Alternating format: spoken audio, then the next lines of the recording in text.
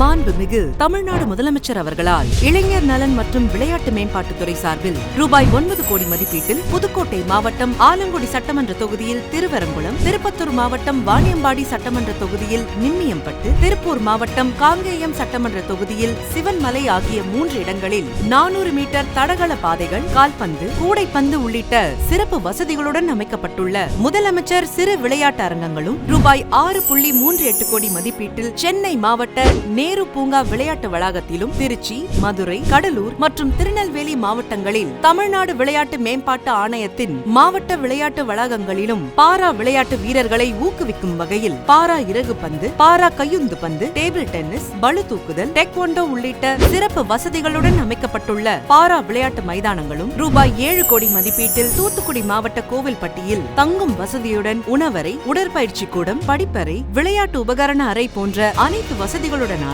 மாணவர்களுக்கான ஹாக்கி முதன்மை நிலை மையம். மேலும் ரூபாய் 15 கோடி மதிப்பீட்டில் தென்காசி மாவட்டத்தில் பட்டக்குறிச்சியில் 400 மீட்டர் தடகள ஓடுபாதை மற்றும் நீளம் தாண்டுதல், கையுந்து பந்து உள் விளையாட்டு அரங்கம் உள்ளிட்ட சிறப்பு வசதிகளுடன் அமைக்கப்பட்டுள்ள புதிய மாவட்ட விளையாட்டு வளாகம் ஆகிய பல்வேறு வசதிகள் இன்று திறந்து வைக்கப்படுகிறது. மேற்கண்ட பல்வேறு வசதிகளை மக்களின் பயன்பாட்டிற்கு திறந்து இளைஞர்களுக்கு விளையாட்டை ஊக்குவிக்கும் தொடர்ச்சியான முயற்சிகளை மேற்கொண்டு வரும் மாண்புமிகு தமிழ்நாடு முதலமைச்சர் அவர்களுக்கு நெஞ்சார்ந்த நன்றியை தெரிவித்துக் கொள்கிறோம்.